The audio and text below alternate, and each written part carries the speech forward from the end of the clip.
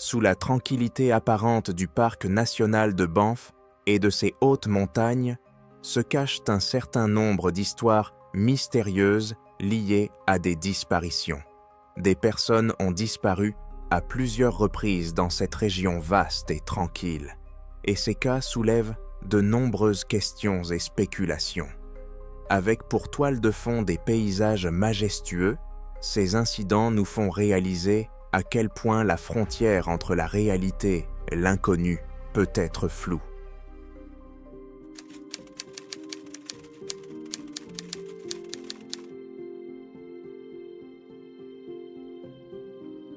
En février 2015, des sessions de formation ont été prévues pour les professionnels de la recherche et du sauvetage au parc de Banff. Ce parc est situé dans les montagnes rocheuses canadiennes, où les conditions sont très dangereuses en hiver. Il y a des murs de glace et des itinéraires difficiles pour les grimpeurs dans la zone du secteur polaire. La formation a été organisée pour s'entraîner à faire face à des avalanches et à d'autres situations d'urgence en haute altitude. À l'époque, le temps était instable, avec des vents violents, des changements de température soudains et des chutes de neige régulières. Le sergent Mark Sales a souvent été déployé dans différents pays et sous différents climats. Il a participé à des opérations de sauvetage en haute altitude, dans des zones tropicales et dans des zones de combat. Il a parfois été récompensé pour sa bravoure et j'ai de réputé pour sa capacité à rester calme dans des circonstances critiques. Ses qualités ont été jugées particulièrement importantes pour l'exercice à venir. Mark a été chargé de vérifier l'état technique de l'équipement et de s'assurer que tous les participants portaient dans des capteurs de recherche, beepers, en état de marche. Ces balises permettent de localiser une personne sous la neige en cas d'avalanche. Le parc national de Banff a l'habitude de faire appel à des experts militaires pour ce type de formation. Le personnel du parc a travaillé avec l'armée pour partager son expertise. Mark a étudié attentivement les prévisions météorologiques et les rapports sur les avalanches possibles. Il y a déjà eu plusieurs avalanches dans cette région, en janvier. Certaines d'entre elles étaient de petite taille, mais l'une d'entre elles était assez importante et avait débloqué une partie du sentier de randonnée. Tous les instructeurs étaient au courant. Toutefois, à l'hiver 2015, le commandement a décidé de ne pas annuler l'exercice, estimant que le niveau de formation des sauveteurs était suffisamment élevé. Personne ne s'attendait à ce que la situation devienne incontrôlable. Au petit matin du 12 février de 2015, un groupe de sauveteurs a commencé l'ascension vers le site souhaité. L'objectif était de s'entraîner à descendre la pente de glace et à vérifier les émetteurs radio dans des conditions de faible visibilité. Ce jour-là, la vitesse du vent a augmenté et la température a été enregistrée très basse, plus proche de moins 30 degrés Celsius. Certains membres de l'équipe ont signalé des signes avant-coureurs. De légers craquements dans la couche de neige ont été entendus à plusieurs endroits. Cela indique souvent que la structure interne de la couche de neige est instable. Mark marchait en paquet avec le caporal Jeff Fraser. Ils vérifient constamment que leur équipement est bien fixé. Dans de telles conditions, toute erreur peut coûter la vie. Si le harnais d'une personne se rompt ou si une corde de sécurité se détache, la chaussée glissante ne laisse que peu de chances de s'accrocher. De plus, ils ont envisagé la possibilité de nouvelles avalanches, la neige s'étant accumulée sur les pentes raides toute la semaine. En fin d'après-midi, le vent s'est levé. Mark communique par radio avec le camp de base pour lui faire part de la situation. On lui dit de rester le long de la ligne de sécurité et de s'éloigner des corniches potentiellement dangereuses. Mais la visibilité s'est détériorée et le groupe n'a pas pu terminer la mission d'entraînement avant la tombée de la nuit. Certains sauveteurs ont dû trouver un endroit où attendre la fin de la nuit, car ils n'étaient pas sûrs de redescendre la nuit.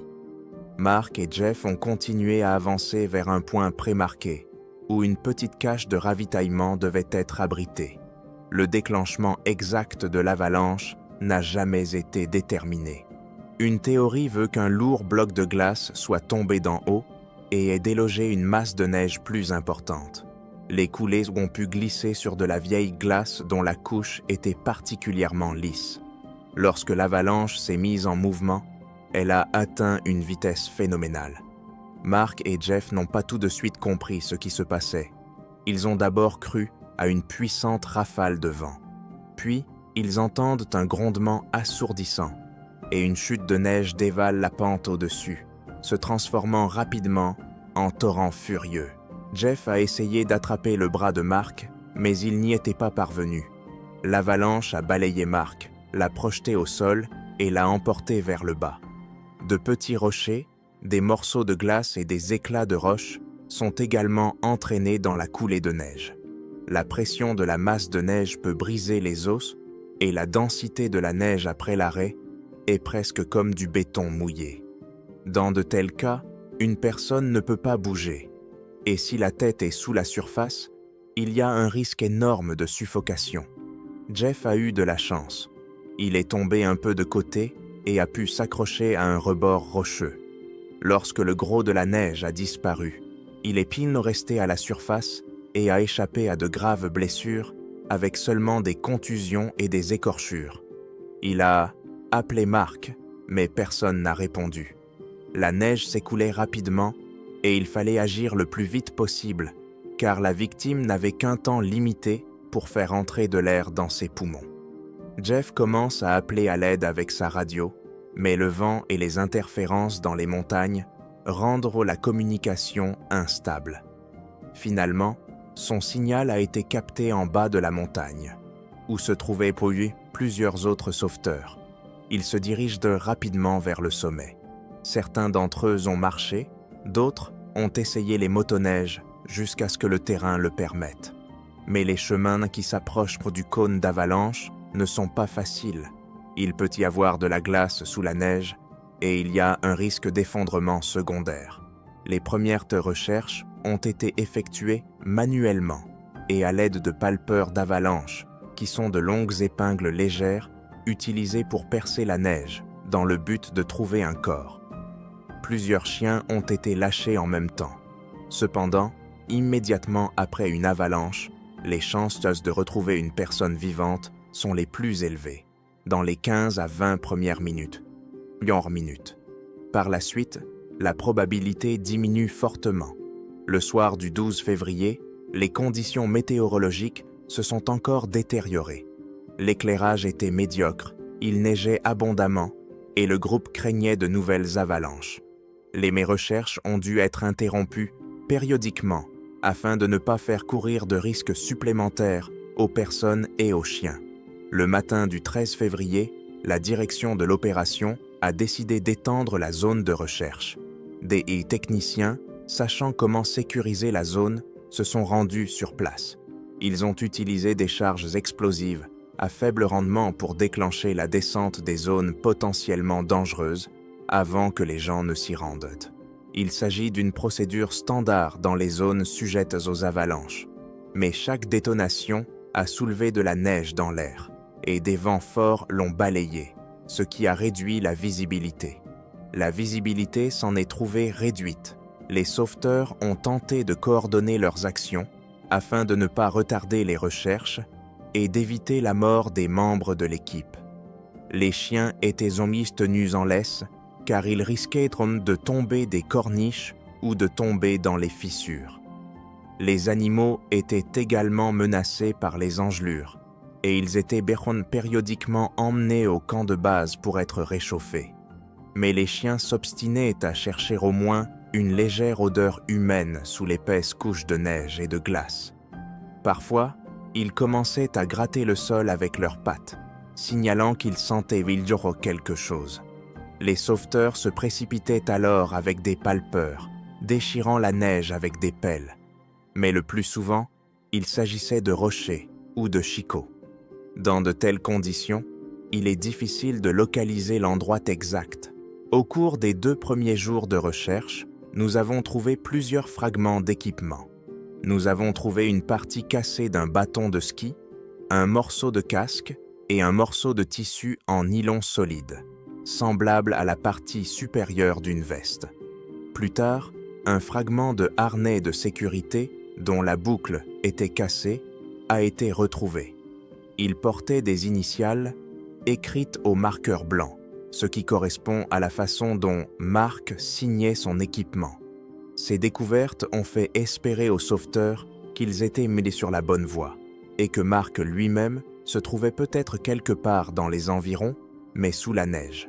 Cependant, le signal du beeper, qui devrait envoyer un signal radio, n'a été capté par personne. En raison des particularités du terrain, les ondes ont pu être déformées, et les piles du beeper, dans le froid, ont perdu de leur puissance. L'appareil a peut-être été endommagé par des rochers ou par la pression de la neige. Cela rendait la tâche très difficile.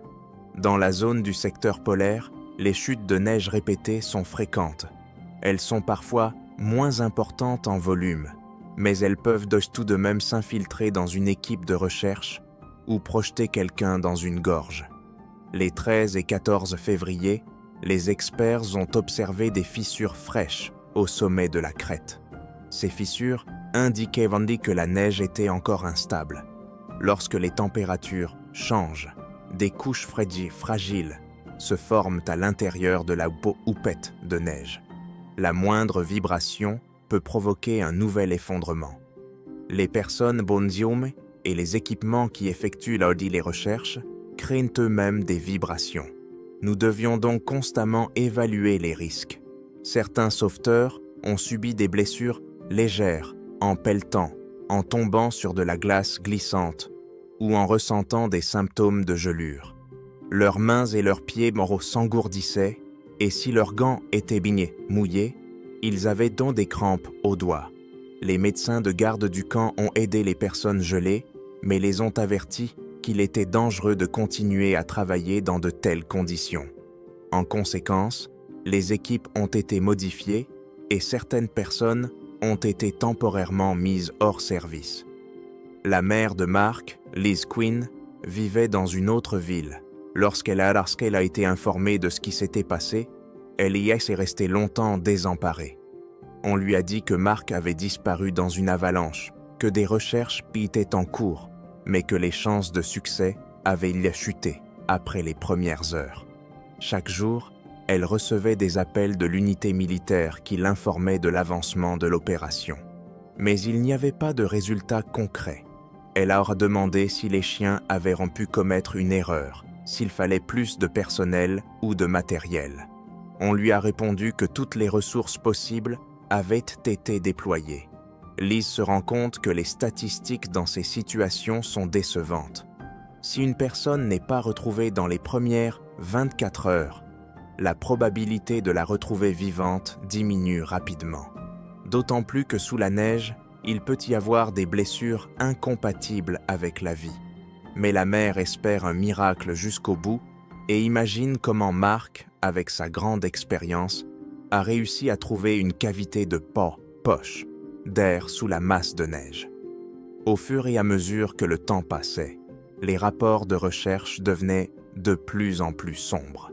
Le 15 février, les nouveaux sauveteurs du parc, les militaires, les canins et les bénévoles commencent à s'essouffler. Les équipes se succèdent dans la zone d'avalanche, vérifiant les cartes et la trajectoire approximative de l'avalanche. Ils vérifient les différentes couches de neige, creusant parfois jusqu'à plus de 3 ou 4 mètres de profondeur. Mais aucun résultat n'a été obtenu. Le 3e jour après l'avalanche, les chances, selon les experts, sont tombées à presque 0. Il devenait trop dangereux de poursuivre les travaux à grande échelle. Le 16 février, il est décidé d'arrêter la phase active des recherches de Mark Salles. Officiellement, il est déclaré disparu et on suppose qu'il était mort sous une avalanche. Les représentants des forces armées canadiennes ont publié une brève déclaration indiquant que le sergent Sales n'avait probablement pas survécu. Dans le même temps, la direction du parc de Banff a fait remarquer que les conditions étaient extrêmement difficiles et que le risque d'avalanche lors de secondaire mettait en péril les équipes de recherche. De nombreux volontaires ont proposé de rester pour creuser davantage, mais les experts ont estimé que ce n'était pas conseillé.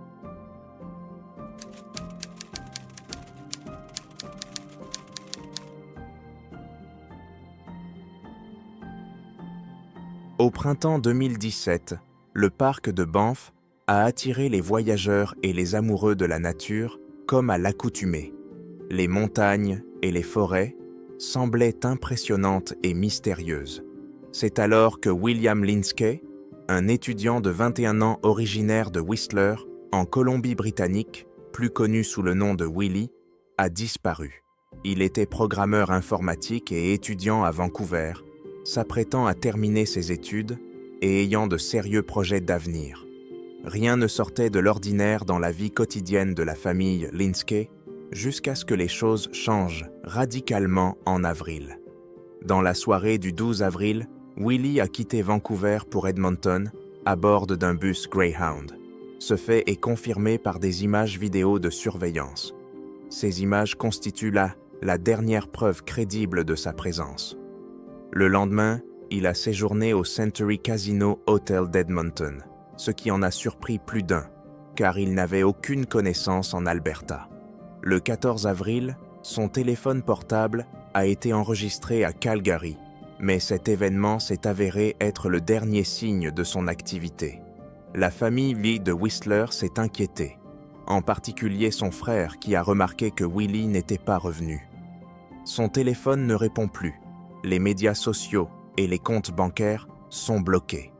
La police de Vancouver, après avoir découvert que le signal téléphonique avait atteint Calgary, a abandonné l'enquête, laissant la famille Lindsay dans l'embarras. Pendant des mois, aucune information n'a filtré sur Willy jusqu'à ce qu'une découverte à Banff attire l'attention sur lui. Sa carte d'identité a été découverte dans les coussins d'un canapé du centre commercial Cascade Plaza. Pour Heather, la mère de Willy, il s'agissait d'une raison sérieuse de poursuivre les recherches.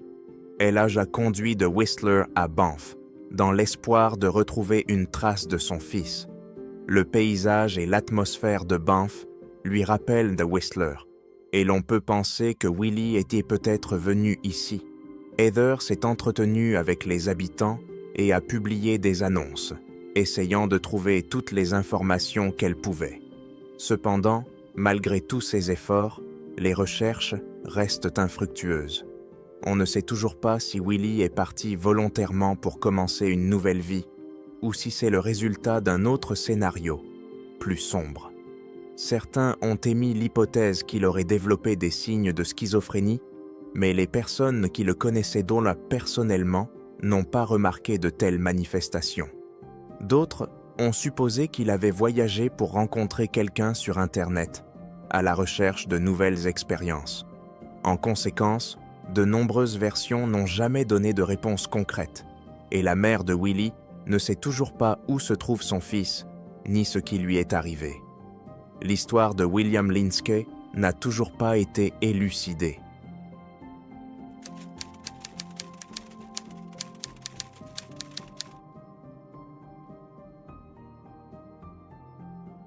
Ralph Greenaway était un sportif de l'extrême âgé de 40 ans, spécialisé dans le base jump et passionné d'alpinisme. Le 31 août 2014, il s'est rendu au Mount Rundle, dans le parc de Banff, où il prévoyait d'effectuer un saut en wingsuit. Sa voiture a ensuite été retrouvée près du départ du sentier, mais Ralph lui-même n'a pas été retrouvé. Les sauveteurs n'ont pas pu déterminer ce qui lui est arrivé et il a été officiellement porté disparu. En près de 10 ans, il avait effectué de nombreux sauts réussis, notamment en combinaison à aile depuis de hautes falaises en Norvège et en Italie. Ses amis s'émerveillaient souvent de sa propreté. En général, les athlètes qui pratiquent le base jump donnent pour l'impression d'être des personnes de plus téméraires. Mais Ralph avait toujours un carnet de notes sur lui. où il décrivait en détail les trajectoires, les voies d'escalade et les endroits propices à l'atterrissage. Jessica Taylor, son amie et partenaire d'escalade, a noté que c'est sa méticulosité et son souci du détail qui ont permis à Ralph d'éviter les blessures graves pendant des années. Le mont Rundle, dans le parc de Banff, est déconnu pour ses pentes abruptes et ses rafales de vent souvent imprévisibles. Les pentes sont constituées de roches calcaires qui peuvent s'effriter et former des corniches glissantes. En outre, le temps peut se dégrader rapidement à la fin de l'été, lorsque la chaleur fait place à des températures plus froides. Les gardes forestiers locaux ont à plusieurs reprises averti les randonneurs que même dans des conditions apparemment favorables, la montagne est pleine de dangers, des changements soudains de vent, un sol instable ou une pluie qui commence à se transformer en neige mouillée peuvent ne rendre la descente mortelle. Selon Jessica, Ralph avait déclaré la veille de sa disparition qu'il voulait faire le saut parfait, c'est-à-dire s'envoler d'une section abrupte de la montagne Rundle et voler ensuite en douceur dans une combinaison à ailes jusqu'à une zone relativement plate en contrebas. Il prévoyait alors d'atterrir en parachute. Le matin du 31 août, il a emporté son équipement standard, combinaison, parachute, casque, GPS et téléphone. Il avait également l'habitude d'établir un plan à l'avance. Où s'arrêter pour enfiler la combinaison et comment choisir un point pour la course d'élan. Mais il s'est avéré plus tard que cette fois-ci, Ralph n'a pas laissé de coordonnées exactes ni de notes détaillées sur l'itinéraire.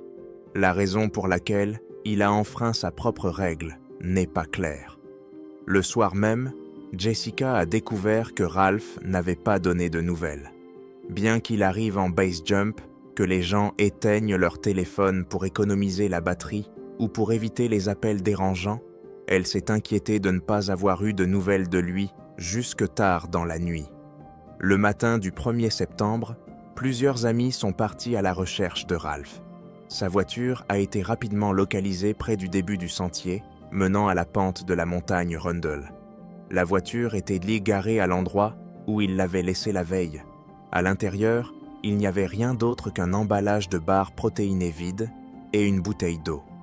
Aucun signe d'effraction ou de lutte n'a été observé à proximité de la voiture. Les amis ont rapidement appelé l'équipe de secours qui a commencé à inspecter les sentiers de montagne. Dans de tels cas, ils vérifient les anciennes voies d'escalade. Les corniches ou les athlètes extrêmes aiment installer des rampes de lancement. Mais en l'absence de repères précis, il est difficile de trouver un point précis. À ce moment-là, le temps a commencé à se dégrader. Il a soudainement commencé à pleuvoir et, dans la soirée, il s'est mis à neiger. La visibilité s'est fortement dégradée. Les surfaces rocheuses sont devenues glissantes et dangereuses pour les sauveteurs.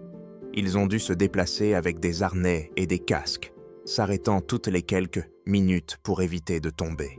Les causes les plus fréquentes de disparition des base jumpers sont un parachute qui ne s'est pas ouvert ou qui s'est ouvert tardivement, une trajectoire mal calculée ou une collision avec une falaise.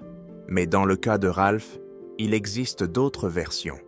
Par exemple, il aurait pu partir délibérément dans une direction inconnue, décider de se cacher temporairement ou entreprendre un vol expérimental dont il n'aurait parlé à personne. D'autres ont supposé qu'il était tombé dans une crevasse et qu'il n'avait pas pu en sortir. La difficulté réside dans le fait que le mont Rundle est truffé de crevasses de ce type et que les débris rocheux qui s'effritent recouvrent souvent les traces. Le plus dur a commencé lorsque la température a chuté et qu'il a neigé abondamment. Bien qu'il s'agisse encore officiellement de l'été, dans les régions montagneuses des Rocheuses canadiennes, les conditions météorologiques peuvent être très changeantes. Même les sauveteurs expérimentés ont déclaré qu'ils ne s'attendaient même pas à des chutes de neige aussi précoces. La neige qui était tombée a rapidement recouvert les traces de chaussures, les empreintes d'atterrissage du parachute ou le site d'impact éventuel. De plus, les vents violents ont empêché les hélicoptères de sauvetage d'effectuer des survols. Ils n'ont pu effectuer que quelques survols, mais la couverture nuageuse et les précipitations les ont empêchés d'avoir une vue d'ensemble de la pente. Contrairement à d'autres histoires similaires où des fragments d'ailes de wingsuit ou des élingues de parachute cassées ont été trouvés, rien n'a été trouvé. Des chiens spécialement entraînés à la recherche de personnes à l'odeur ont tenté de retrouver la piste, mais la neige, le vent et l'humidité ont réduit leurs efforts à néant. Les sauveteurs ont scruté tous les recoins, mais la montagne Rundle était trop grande et le temps trop mauvais. Le 2 septembre, les recherches se poursuivent dans des conditions très difficiles. Les gens commençaient à souffrir d'hypothermie et la visibilité n'était plus que de quelques mètres par endroit. Alors que les recherches s'éternisaient, les membres de l'équipe pensaient à une issue terrible. Il est arrivé que le corps d'un base jumper disparu soit retrouvé 1 mois ou plus tard, et que les restes soient dans un tel état de délabrement qu'il était difficile de les identifier. En haute montagne, la température peut favoriser une activité de destruction lente. Si un corps est tombé sur des rochers, il peut être partiellement caché sous des débris ou de la glace. Les prédateurs, loups, ours et coyotes, peuvent entraîner des fragments d'équipement ou le corps lui-même. Les sauveteurs craignaient de tomber sur une image effrayante, étant donné que le temps passe et que la neige peut fondre ou se déplacer à nouveau. Plusieurs équipes de bénévoles et de représentants de Parcs Canada se sont relayées. Ils ont d'abord fouillé les sentiers principaux et les quartiers, puis ils ont élargi le cercle. Ils ont utilisé des jumelles et de longues lentilles pour voir quelque chose de loin. Mais les débris enneigés et les rochers sombres se fondent dans un paysage monotone. Les participants à la recherche ont dû lutter contre la tension émotionnelle. Jessica Taylor faisait également partie des volontaires. Elle a admis qu'elle n'arrêtait pas de se remémorer le crash possible dans sa tête, essayant d'imaginer ce qui aurait pu mal se passer. Elle a fait des cauchemars dans lesquels elle voyait Ralph immobile sur les rochers et la glace, son parachute se balançant dans le vent. Chaque jour, elle se levait dans l'espoir d'apprendre qu'il avait été retrouvé vivant, ou au moins d'avoir une piste. Le téléphone portable de Ralph ne donnait toujours aucun signe. Dans les montagnes, il n'y a souvent pas de couverture stable, mais même un signal faible peut parfois permettre de retrouver sa dernière position. Cette fois-ci, il n'y avait rien. Il était probable que la batterie soit à plat ou que le téléphone se soit cassé lors de l'impact. Pour tenter de trouver un indice, les experts ont vérifié les registres des tours de téléphonie mobile situés à proximité, mais ils n'ont trouvé aucune tentative d'appel ou de transmission de données enregistrées. Comme c'est souvent le cas, des rumeurs ont commencé à circuler. Certains disent que Ralph n'avait pas vraiment l'intention de faire un saut standard, mais qu'il voulait essayer une nouvelle technique de vol dont il n'avait parlé à personne. D'autres pensaient qu'il avait peut-être décidé de simuler sa mort et de se rendre dans un autre quartier. Selon des versions plus réalistes, il aurait simplement mal calculé l'angle de vol et serait entré en collision avec un rocher. Puis, la nature aurait dissimulé toutes les traces. Mais comme aucune pièce de la combinaison ou du parachute n'a été retrouvée, les spéculations vont bon train. Les gardes forestiers et la police de Banff ont entamé une procédure officielle de recherche de personnes disparues. Selon la loi canadienne, une personne est déclarée disparue assez rapidement, mais la reconnaissance d'un décès nécessite des preuves plus sérieuses. Entre-temps, les opérations de recherche se sont poursuivies pendant plusieurs jours, avec l'intervention d'un hélicoptère lorsque les conditions météorologiques permettaient le décollage.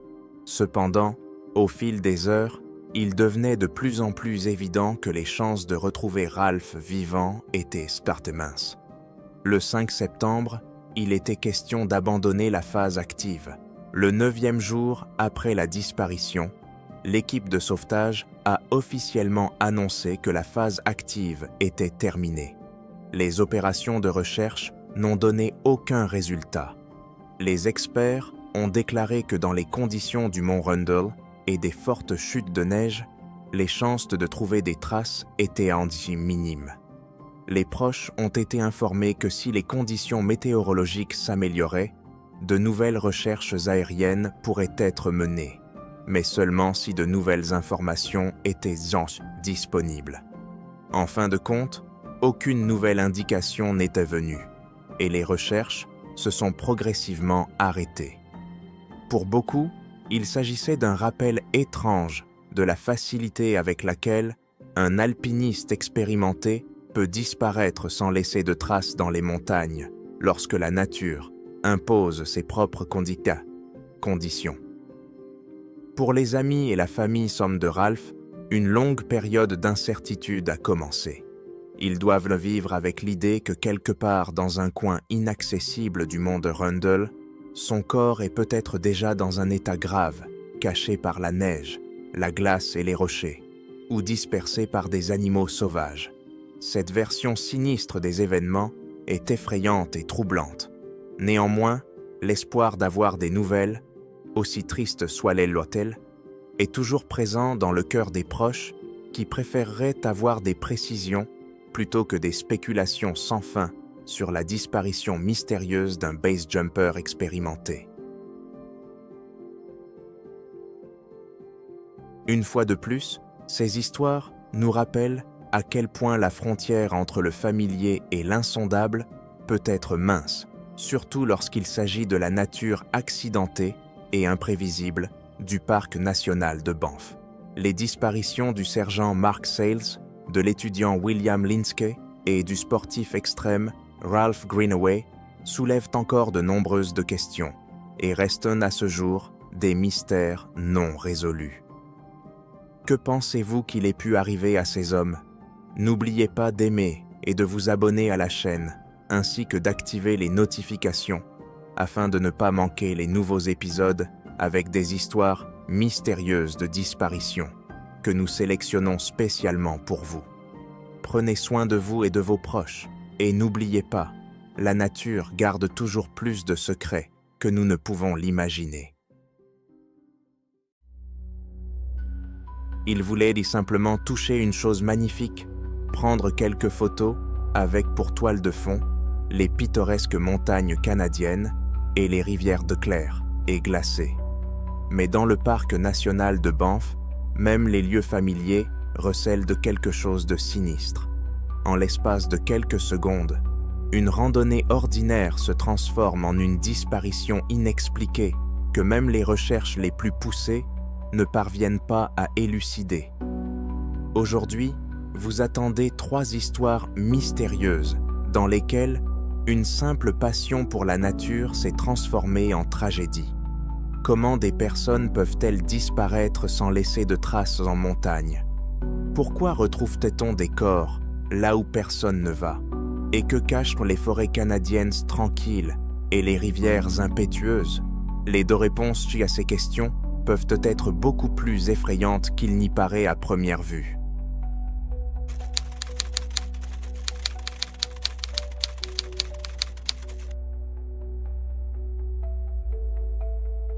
En juillet 2023, un incident tragique s'est produit dans le parc national de Banff qui, malgré des recherches approfondies, n'a jamais été résolu de manière définitive. Selon le Calgary Herald, un randonneur de 29 ans originaire de Calgary a disparu après s'être empêtré dans le courant rapide d'une rivière locale. L'affaire fait toujours l'objet de discussions sur les médias sociaux et parmi les voyageurs chevronnés, car elle montre que la nature est capable de réserver les surprises les plus cruelles, même dans des endroits où l'on se croit sûr de soi. Selon des sources ouvertes, Gagandip Singh Khalsa et 2 amis se sont rendus dans le parc de Banff pour profiter de la nature et de la beauté des paysages et prendre des photos spectaculaires avec les montagnes canadiennes en toile de fond.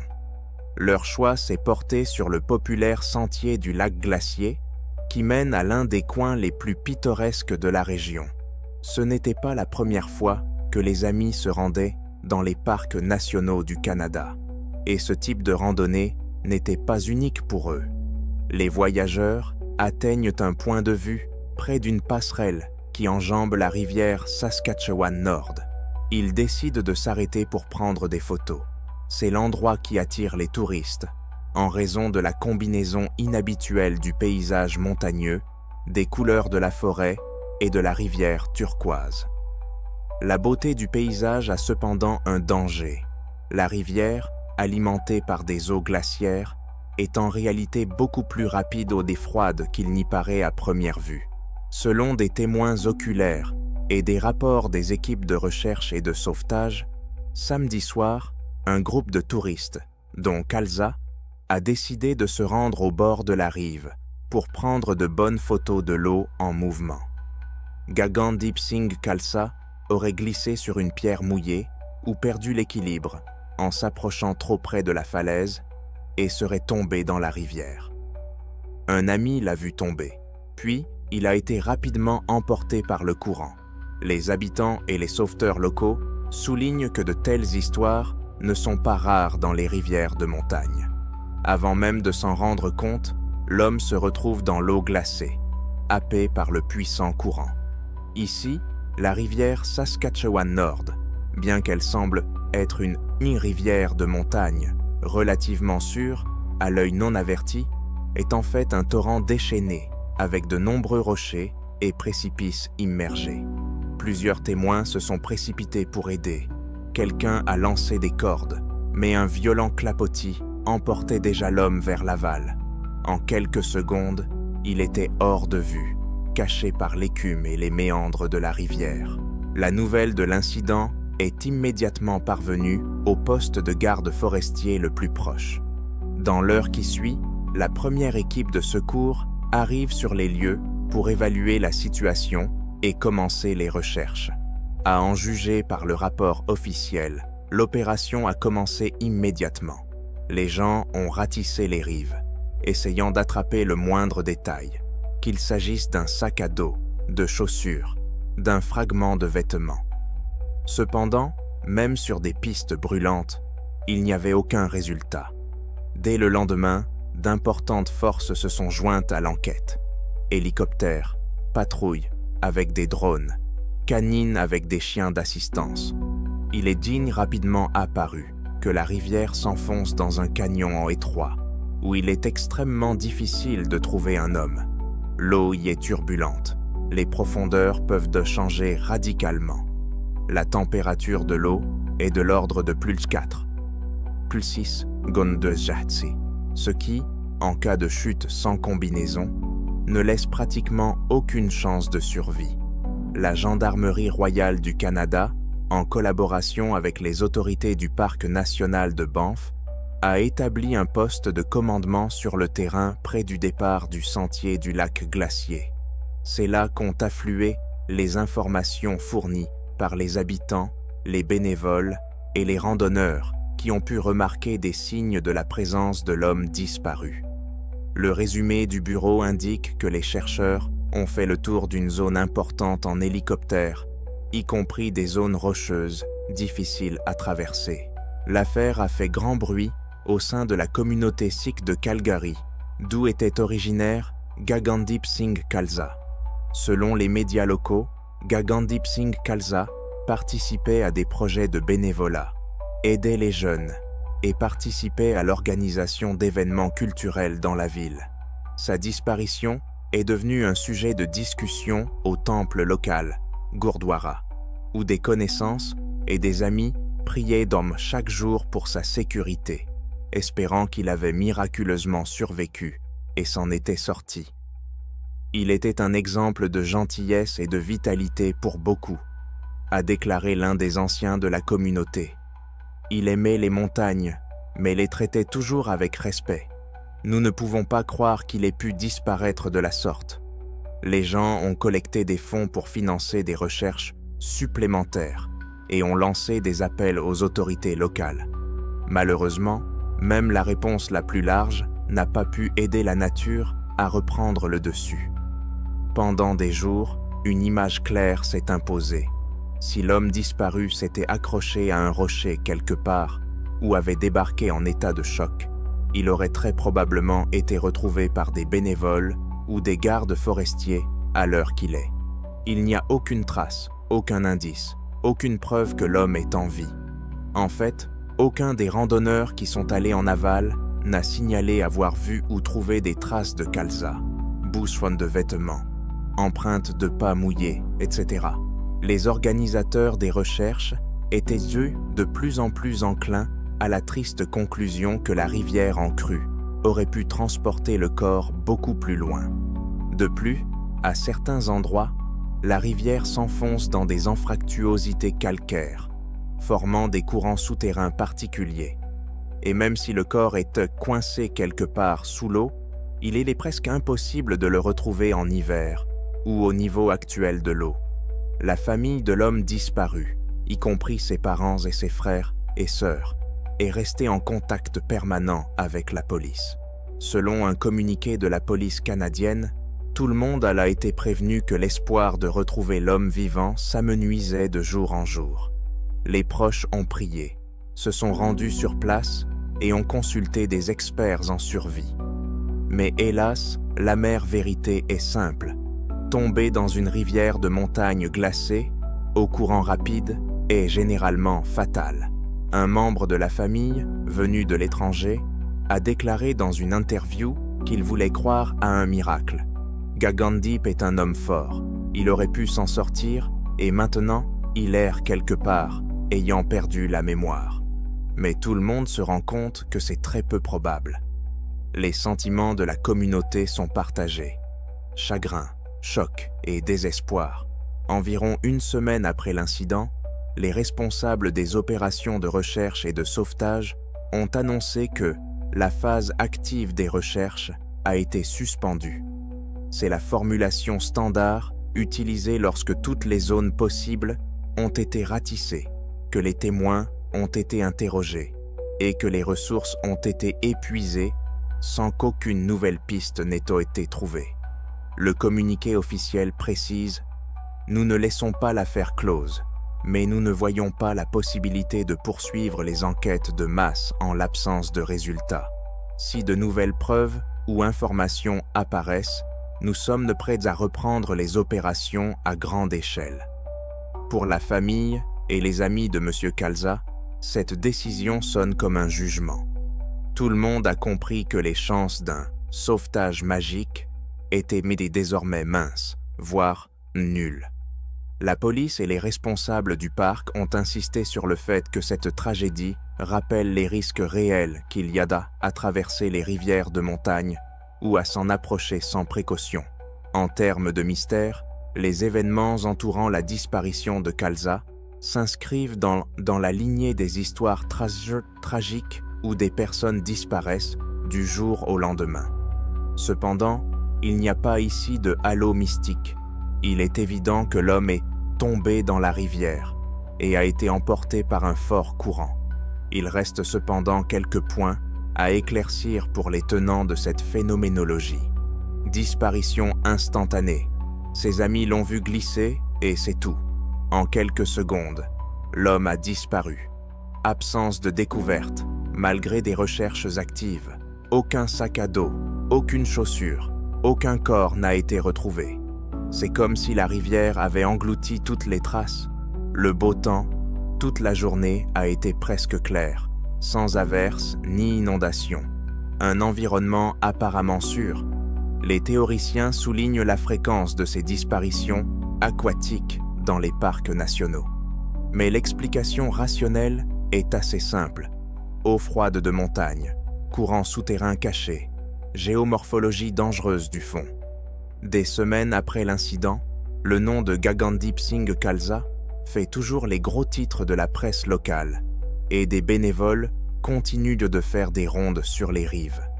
Cependant, les statistiques indiquent que si une personne n'est pas retrouvée dans ce laps de temps et s'il n'y a pas d'indication spécifique, les recherches risquent de s'arrêter. Les proches auront du mal à admettre l'absence inconnue de la personne qui leur était chère. En même temps, l'espoir est entravé par la compréhension de la dure réalité. L'eau a une température d'environ plus 4, plus 6 degrés Celsius, ne laisse aucune chance à une longue lutte, et les courants turbulents cachent mal le corps parmi les rochers sous-marins ou l'emportent sur plusieurs kilomètres. Parfois, les restes sont retrouvés des mois plus tard par des pêcheurs de printemps, ou aperçus par hasard par des touristes. Mais souvent, tout reste au fond de la rivière.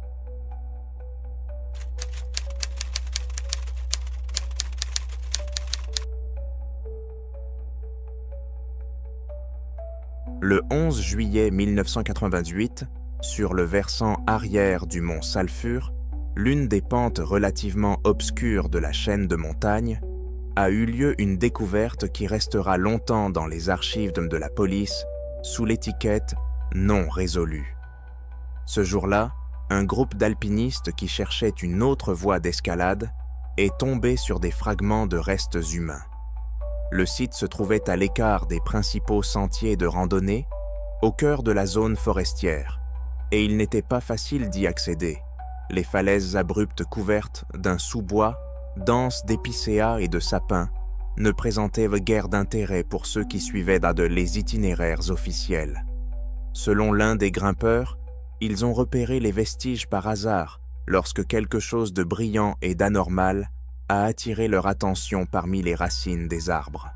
Ils ont d'abord pensé qu'il s'agissait de vêtements ou de déchets jetés par quelqu'un, mais en s'approchant, ils ont vu des morceaux d'os et des fragments de tissu presque momifiés. Comme la police, à savoir les officiers du district responsable des zones montagneuses, l'a constaté par la suite, il y avait effectivement des restes humains gisant sur le site, et dans un état indiquant que la personne était décédée au moins 2 ans avant qu'il ne soit découvert. L'examen médico-légal a montré qu'il s'agissait d'un homme de race caucasienne, âgé de 19 à 35 ans et mesurant environ 170 cm.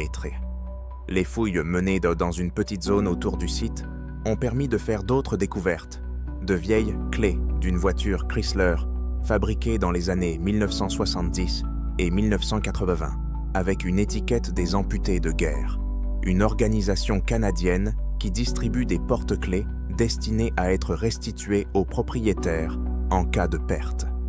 Un portefeuille en cuir noir portant l'inscription « Amity » et 2 cartes photographiques, dont l'une porte une adresse illisible au Québec, ont également été découverts. Dès le départ, la police a compris qu'il s'agissait d'une piste importante. Les amplis de guerre permettent souvent de retrouver des clés perdues, et les photos et le portefeuille leur donnaient théoriquement une chance de découvrir l'identité de l'homme. Mais la situation était compliquée par le temps écoulé depuis le décès. Les experts médico-légaux ont estimé que les restes étaient l'Amtola depuis au moins 2, voire 3 ans. À cela s'ajoute l'impact de la nature. Des animaux ont pu déchiqueter certains os, endommager le tissu des vêtements. Il n'y avait pratiquement pas d'empreintes ou de marques d'identification sur les restes de la peau. Les clés de la voiture et l'étiquette des amputés de guerre sont restés un élément clé. La police a contacté l'organisation pour savoir si les clés étaient enregistrées à un nom particulier, mais il s'est avéré qu'après toutes ces années, la base de données ne fournissait pas de correspondance directe.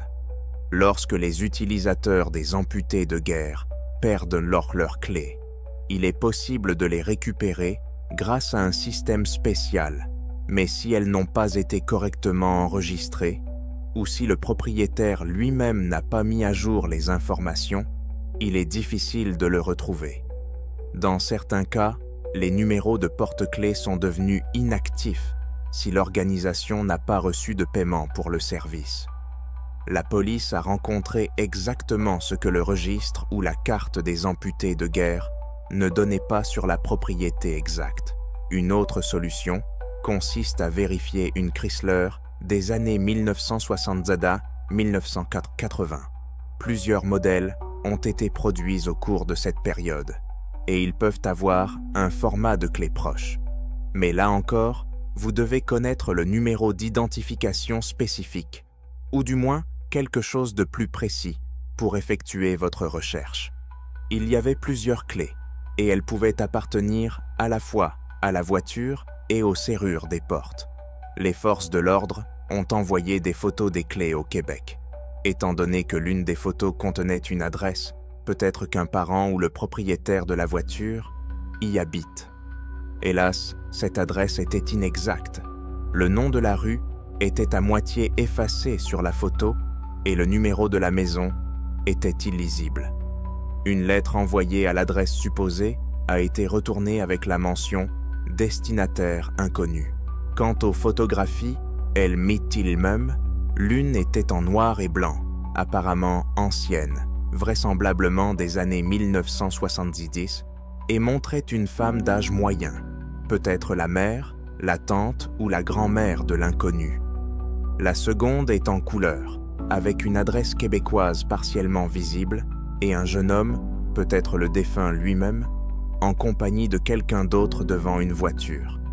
Des parties de la photographie ont été perdues. Les bords ont été endommagés par l'humidité et le texte au dos est également abîmé. Apparemment, le propriétaire de ces photos les conservait précieusement. Elles se trouvaient dans un portefeuille qui, bien qu'abîmé par le temps, a conservé sa forme et l'inscription « Amity ». La police a envisagé toutes les possibilités. L'homme venait peut-être du Québec, où il avait de la famille, puis s'est rendu dans cette région montagneuse et est décédé pour des raisons inconnues. Mais aucune personne disparue, correspondant à la description, 19-35 ans, taille d'environ 170 millions n'a été trouvée dans les bases de données locales. Il y a eu quelques disparitions, mais les dates n'ont pas été vérifiées, et la région du Mont-Sulfur n'est pas très fréquentée par les voyageurs au long cours. Cependant, il arrive que des amateurs de faune et de flore s'y promènent en évitant les sentiers traditionnels. La raison pour laquelle il s'est retrouvé exactement à l'endroit où les restes ont été trouvés reste également un mystère. Il n'y avait aucune trace de campement, aucun feu de camp, aucun accessoire satellite. Seuls quelques bouts de tissu ressemblant à des pantalons et le portefeuille lui-même, qui gisait dans un endroit peu clair, ont été retrouvés. Le rapport du médecin légiste a confirmé que la mort pourrait être due à un accident, chute, hypothermie ou autre facteur. Un comportement criminel ne peut être exclu, mais il n'y avait pas de blessure par balle sur les os. En l'absence de tissu mou et d'ADN, à l'époque, la technologie d'analyse du génome n'était pas aussi avancée qu'aujourd'hui. La police n'a pas pu obtenir d'informations sur l'appartenance ethnique autre que la race et l'âge approximatif. Il était fort probable qu'il s'agisse d'un voyageur solitaire qui s'était égaré sur le versant arrière de la montagne et qui était mort à la suite d'un accident, tombé d'une falaise, pris dans une tempête ou tué par des animaux sauvages. Cependant, il est impossible de l'affirmer avec certitude. Si une Chrysler disparue avait été retrouvée dans la région, cela aurait pu constituer une piste, mais rien de tel n'avait été enregistré. En 1998, les enquêteurs de la police scientifique comptent encore sur la possibilité d'une couverture médiatique. Ils publient des articles dans les journaux locaux décrivant les clés de la Chrysler, le portefeuille d'Amity et mentionnent des photos avec une adresse au Québec. La police demande au public « Si quelqu'un sait à qui ces objets ont pu appartenir, contactez-nous ». Mais personne n'a répondu avec des preuves convaincantes. Différentes personnes ont appelé, suggérant que la personne disparue était quelqu'un qu'elle connaissait, mais la concordance des détails, taille, âge, période de la disparition, n'a finalement pas donné de résultat. De plus, l'écart de 2 ans ou plus par rapport à la date du décès élargissait les possibilités et rendait les recherches encore plus incertaines. La dépouille de l'homme n'a donc pas été identifié. L'affaire figure dans les archives de Raleigh de la police sous le code John Doe, Sulphur Mountain. Tous les ans, lorsque de nouvelles méthodes d'analyse de l'ADN sont disponibles, il est des questions d'exhumer les ossements et de les tester à nouveau dans une base de données MZM moderne. Mais en fait, les restes ont été enterrés dans une tombe anonyme dans un cimetière local, et les os susceptibles d'être examinés ont été conservés dans des archives. Si un jour la police canadienne décidait de faire de la généalogie génétique, comme elle le fait aux États-Unis, peut-être l'histoire trouverait-elle une issue. Mais à ce jour, en 2025, l'identité de l'homme est toujours inconnue.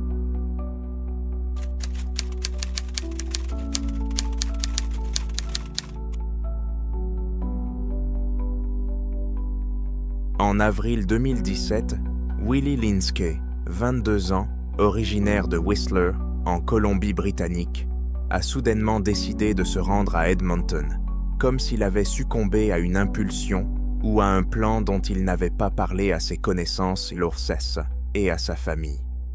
Dans la paisible ville de montagne de Whistler, où il vivait et travaillait de façon saisonnière, cette nouvelle a surpris ses amis. Ils pensaient que Willie n'avait pas l'intention de partir avant longtemps, tout au plus pour un court voyage d'affaires. On sait néanmoins qu'il est de monter dans un bus interurbain, qu'il est parti vers la mi-avril et qu'il n'a plus jamais donné signe de vie. La vidéo de la gare routière de Vancouver, où se déroulait le trajet, montre clairement Willie, un jeune homme de taille moyenne, de corpulence athlétique, avec un petit sac sur l'épaule, disant au revoir à quelqu'un au téléphone, montant à bord d'un vol à destination de l'Alberta. Les collègues de son ancien emploi saisonnier se souviennent que, quelques 2 jours avant son départ, il avait dit vouloir changer et chercher quelque chose de nouveau. Mais personne n'avait l'impression qu'il s'agissait d'une rupture radicale avec sa vie passée. Lorsqu'il a cessé de répondre aux appels et aux SMS à la mi-avril, ses proches ont pensé que son téléphone avait peut-être rendu l'âme ou qu'il était temporairement déconnecté. Cependant, au fil des jours, l'inquiétude grandit. Willie était habituellement une personne sociable qui ne disparaissait pas à l'improviste pendant de longues périodes et qui avait l'habitude d'informer ses amis de ses projets. Les parents et les amis ont commencé à vérifier les réseaux sociaux, mais les comptes étaient mats et muets. Ils ont commencé à appeler Edmonton, demandant s'il s'était présenté chez l'une de ses connaissances, mais tout le monde avait les mains pleines. 1 semaine plus tard, sans nouvelles de lui, l'un de ses amis a demandé à la police de Whistler de signaler la disparition de Willie Linskey. Cependant, la police du district n'avait aucune piste concrète. Le gars est parti volontairement. Il a beau acheter le billet lui-même, et s'il n'a pas commis de crime, l'enquête officielle ne pouvait qu'enregistrer le fait d'avoir disparu de la vue. À l'été 2017, ses proches Boisson s'efforçaient d'élucider le mystère, mettant des annonces à Edmonton, essayant de savoir s'il avait séjourné quelque part dans une auberge, s'il avait pris un emploi. Mais il n'y avait aucune trace de lui. De temps en temps, quelqu'un signalait avoir vu un type similaire sur l'une des routes ou dans un camping. Mais après vérification, l'information n'était pas fiable ou concernait une autre personne. À l'automne, les parents de Willie ont craint le pire. Il aurait pu être impliqué dans une affaire criminelle ou un accident. La police, sans piste concrète, a traité l'affaire de manière plus formelle, en vérifiant périodiquement les bases de données des personnes disparues dans le voisinage. C'est ainsi qu'une année entière s'est écoulée, d'avril 2017 à avril 2018, alors que peu de gens croyaient que Willie serait retrouvé vivant. Mais à la fin du mois d'avril 2018, il s'est produit un événement qui a apporté des réponses tout en laissant encore plus de questions. Des randonneurs dans la région du lac Minnewanka, près de la ville de Banff, ont découvert les restes d'un corps humain loin des sentiers principaux. Ils ont d'abord pensé à un accident, d'autant plus que la zone où gisaient dans les ossements était partiellement recouverte de broussailles et de neige. Selon les touristes, le cadavre se trouvait à un endroit où il est difficile de se rendre par hasard. Terrain vallonné, sous-bois dense, pas de sentier populaire à proximité et 17 km séparent là la zone de la ville de Banff elle-même.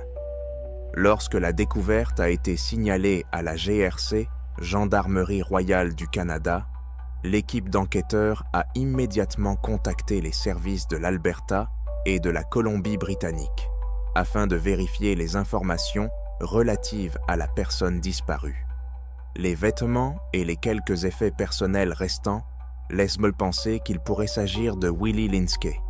Dans la poche de son pantalon, on trouve un passeport à son nom, très abîmé par l'humidité et le temps, mais encore lisible. L'examen préliminaire n'a révélé aucun signe évident de mort violente, mais en raison des conditions météorologiques et de l'activité animale, l'état exact des restes n'était pas très révélateur. La question de savoir s'il s'agit d'un accident, d'un suicide ou d'autre chose reste un mystère. Les experts de la police qui ont procédé à l'examen initial ont seulement constaté que le cadavre avait probablement séjourné dans la nature pendant plusieurs mois, voire 1 an. Le moment exact de la mort a été difficile à déterminer, mais le niveau de décomposition suggère qu'il ne s'est pas passé plus tard que la fin de l'été 2017. Comment s'est-il retrouvé dans la région de Banff alors qu'il se rendait initialement à Edmonton? La police de Banff, après avoir mené un certain nombre d'enquêtes, a constaté qu'il n'y avait aucune trace d'activité bancaire ou téléphonique active pour Willie après la mi-avril 2017. Certains adeptes des théories « Missing for 11 » ont immédiatement commencé à poser des questions. Pourquoi un homme qui avait l'intention de se rendre à Edmonton s'est-il retrouvé à 17 km de Banff, dans une propriété isolée près du lac Minnewanka? Avait-il un véhicule qu'il aurait pu utiliser pour se rendre sur place? Ses amis affirment que Willie n'avait pas l'intention d'acheter une voiture. Il voyageait habituellement en bus. Néanmoins, il a peut-être pris une correspondance, fait de l'autostop ou décidé de faire de l'autostop, personne ne le sait avec certitude. La cause du décès reste inconnue. Les experts médico-légaux n'ont pas trouvé sur les os de blessures caractéristiques de la violence, ni de traces de coups de feu. Le foie et les autres organes n'ont pas été conservés dans des conditions permettant de rechercher des toxines ou des drogues. La police ne considère pas l'affaire comme suspecte. D'un point de vue pratique, il aurait pu s'agir d'une chute, d'une hypothermie ou d'un autre facteur. Les gardes forestiers de Banff rappellent toutefois que la région du lac Minnewanka peut être dangereuse si elle n'est pas correctement planifiée. Changements météorologiques, soudains, animaux sauvages, terrain difficile et éloignement de la civilisation. En fin de compte, aucune preuve de nature criminelle n'a été trouvée. Cela correspond bien à la formulation officiellement neutre, non établie, mais il n'y a rien de suspect. Cependant, les circonstances de la disparition de Willie et la suite de son parcours restent mystérieuses. Pourquoi s'est-il tourné vers ces régions? S'est-il rendu de son plein gré dans les montagnes, sans en parler à personne? Ou bien a-t-il décidé de visiter le parc national en même temps? S'est-il retrouvé coincé? S'est-il perdu? N'avait-il pas d'argent pour se nourrir? A-t-il souffert d'hypothermie? S'est-il blessé? Les versions se multiplient. Aucune n'est prouvée. Les journaux locaux ont rapporté que la famille Linskey, malgré son chagrin et sa douleur, a poussé un soupir de soulagement en apprenant au moins où Willie avait été retrouvé. Il vaut mieux savoir que deviner sans fin. Une courte cérémonie d'adieu a été organisée plus tard et l'affaire a été officiellement classée par la police. Mais l'histoire de Willie Linskey est d'y rester un exemple étrange dans la mémoire du public. Après tout, ce type n'allait manifestement pas devenir un touriste solitaire. En Alberta, il a disparu au printemps et a été retrouvé 1 an plus tard dans les montagnes, à plusieurs kilomètres de là. les adeptes de Missing 411 soulignent que le jour de sa disparition était clair et chaud, selon le chauffeur du bus, mais que son destin a soudainement pris une tournure insondable. Même s'il s'agit d'un accident ordinaire, de nombreuses bonnes questions restent sans réponse. Comment est-il allé là? Quelles étaient ses motivations? Pourquoi personne ne l'a-t-il vu en chemin? Comment personne n'a retrouvé son corps pendant 1 an, alors que des touristes s'y promènent parfois en été? En effet, la version officielle ne donne pas d'explication claire. C'est ainsi qu'un autre nom s'ajoute à la liste des disparitions mystérieuses dans les parcs canadiens, où le corps a été retrouvé, mais où les circonstances de la mort ne sont pas claires. 3 histoires, 3 destins, perdus à jamais dans la nature sauvage du parc national de Banff. Gagandeep Singh Khalsa, qui a disparu dans une rivière glacée devant ses amis. L'homme mystérieux du mont Sulphur, dont l'identité est restée un mystère pendant des décennies. Et Willie Linskey, dont le voyage a été interrompu dans un endroit totalement inattendu, loin de l'itinéraire prévu.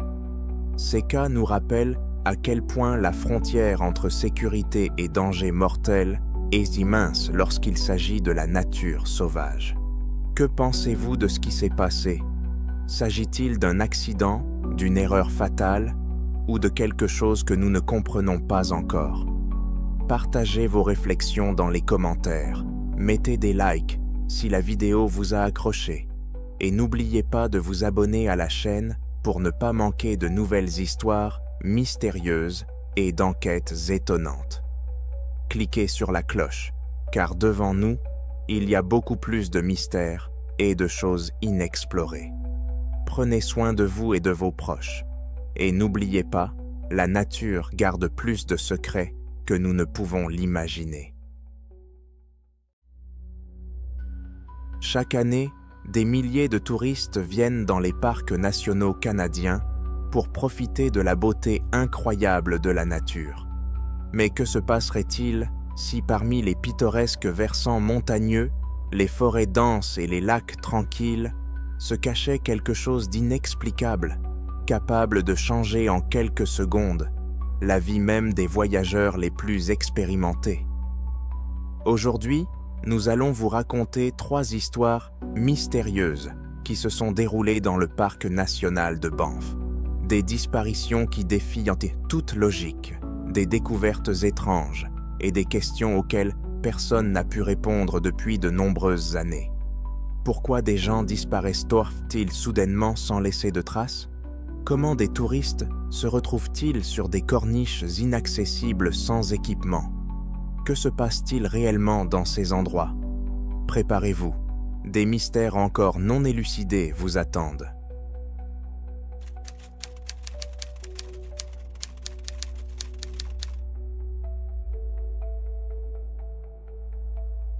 À la fin du mois d'août 2023, dans la région du mont Cascade, près de la ville de Banff, province de l'Alberta, Canada, un incident a clairement démontré que même un touriste expérimenté et âgé peut être confronté à des dangers imprévus en montagne.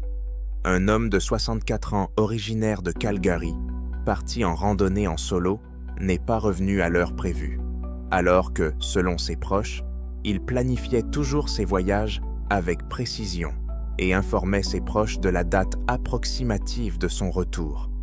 Lorsqu'il n'est pas réapparu dans la soirée, ses proches et ses amis ont commencé à s'inquiéter.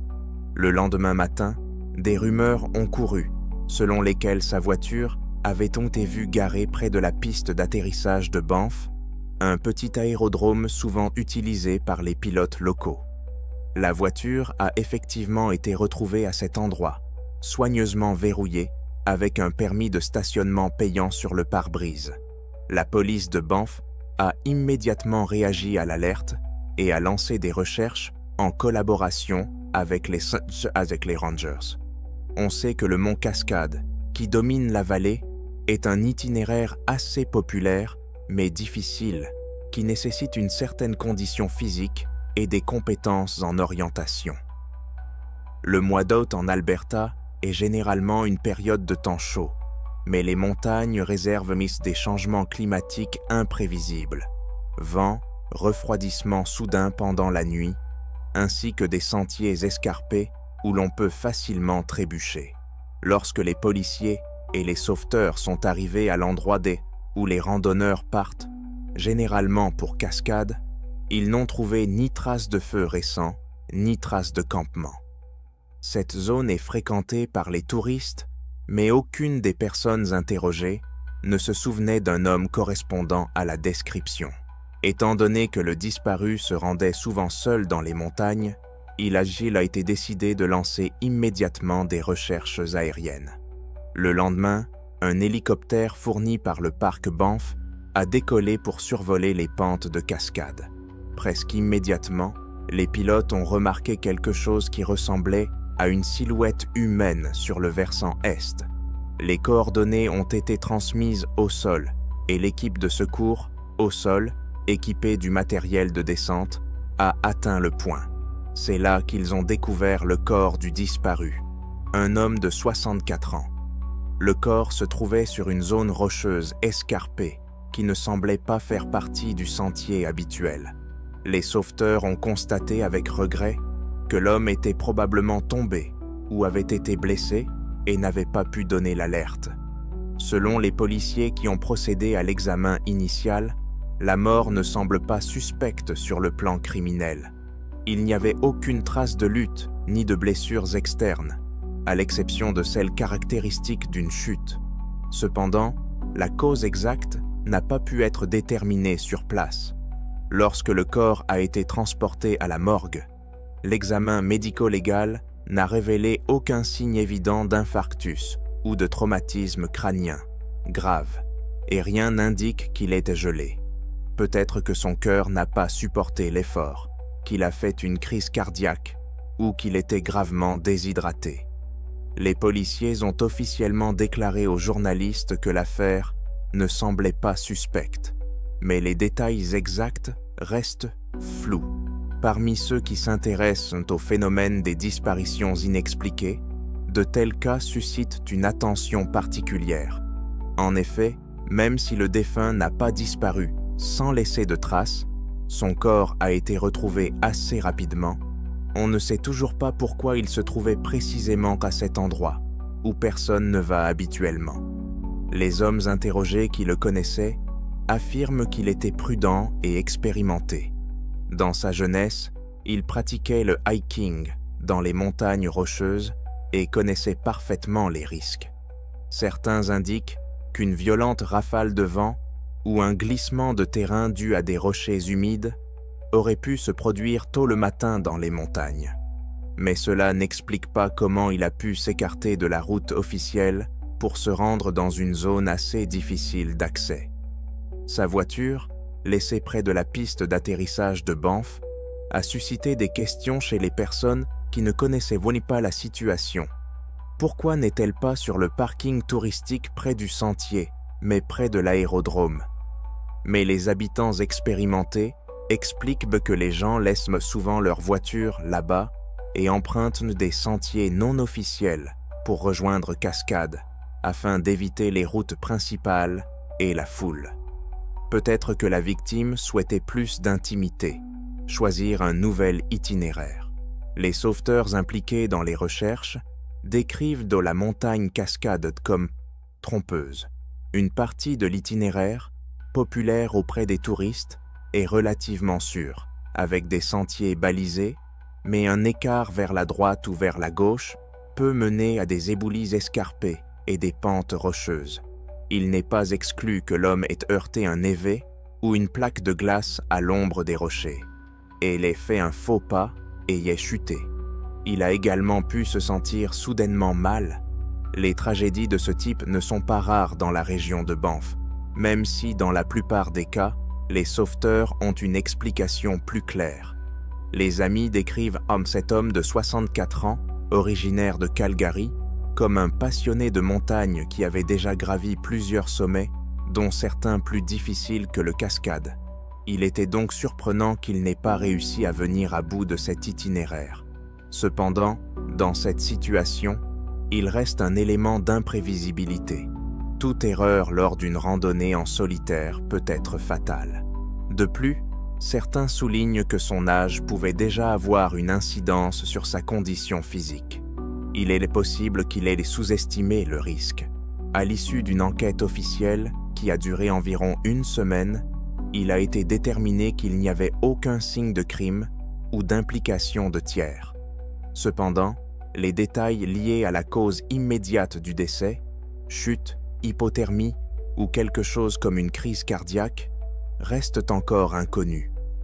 Parfois, les montagnes emportent l'idée des gens sans laisser d'explication évidente, a déclaré l'un des gardes forestiers, commentant l'incident. Et bien que pour la police, il s'agisse simplement d'une affaire classée sous la rubrique « mort accidentelle », pour les observateurs familiers avec l'histoire de « Missing 411 », c'est un scénario classique qui se répète. Un homme disparaît en peu de temps. Sa voiture est retrouvée garée dans un endroit inattendu et son corps était retrouvé sur le flanc d'une montagne sans trace apparente de lutte ou de blessure. Tout semble indiquer un accident naturel, mais cela laisse néanmoins des questions sans réponse. La famille de l'homme n'a pas donné d'interview détaillée, se contentant de remercier brièvement les sauveteurs pour leur rapidité. Ils ont souligné que le défunt avait toujours aimé la montagne et s'efforçait de mener une vie active. Au final, cet incident a été perçu comme un avertissement pour les autres amateurs de randonnées en solitaire. Respectez les montagnes et ne surestimez pas vos forces. Les habitants de la région ont encore longtemps évoqué cet accident, essayant de comprendre s'il s'agissait d'une erreur d'itinéraire, d'une brusque détérioration de l'état de santé ou d'une triste combinaison de plusieurs facteurs.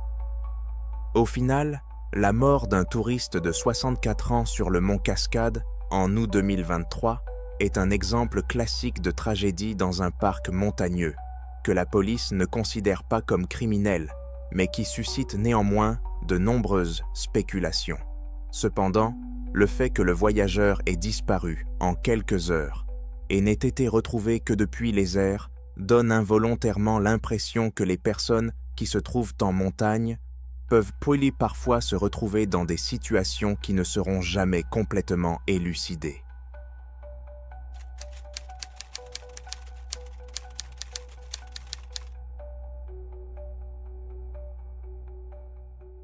En août 1986, l'une des disparitions les plus mystérieuses s'est produite dans la région du lac Moraine, située dans les contreforts pittoresques des Rocheuses canadiennes.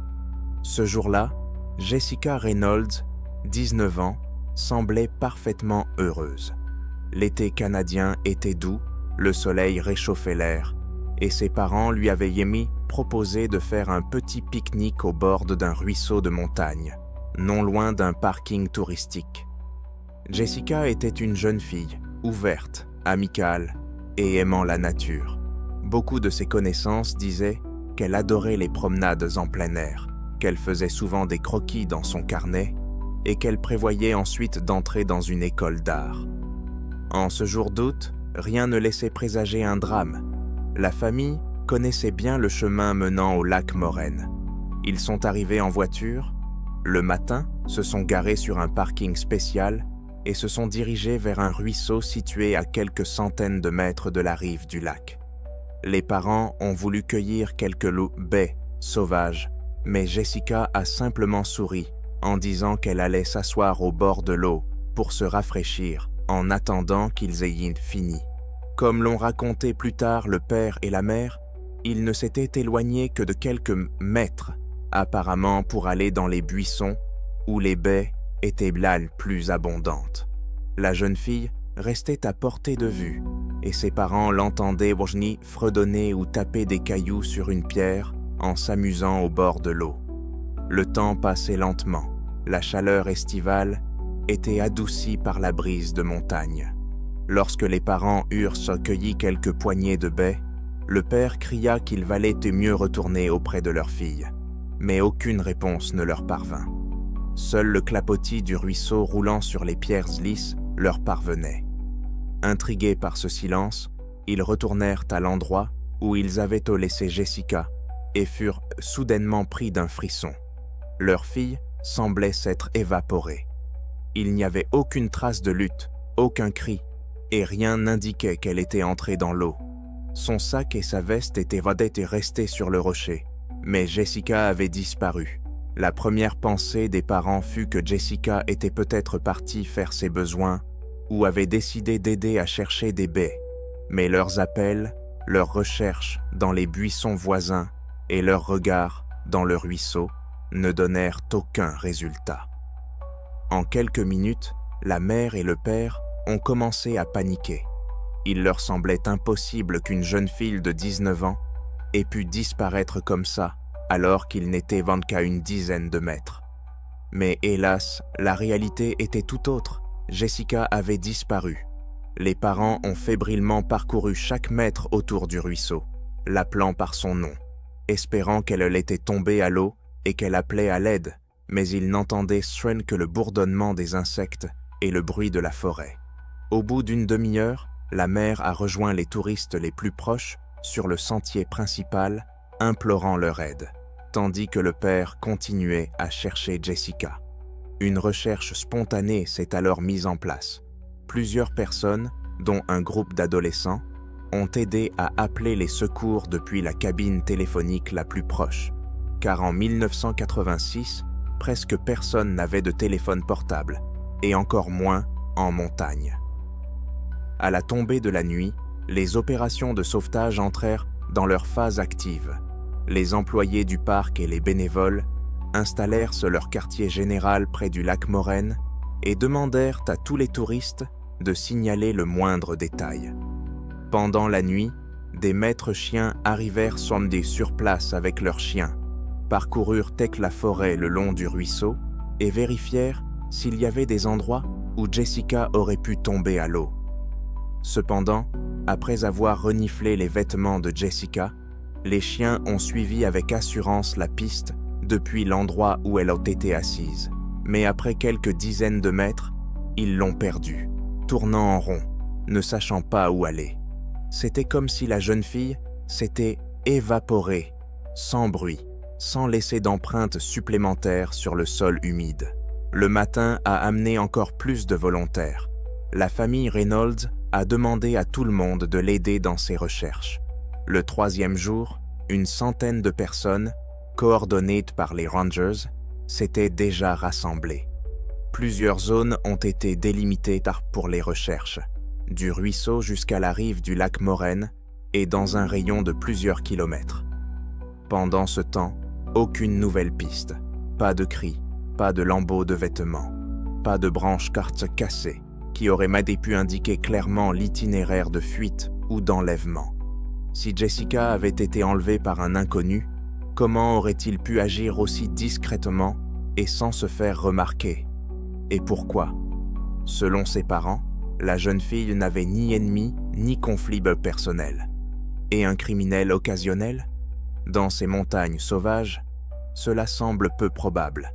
Les policiers interrogés par les journalistes ont déclaré ne voir aucun signe évident d'une disparition violente, mais ils ne pouvaient pas non plus écarter la piste de l'enlèvement.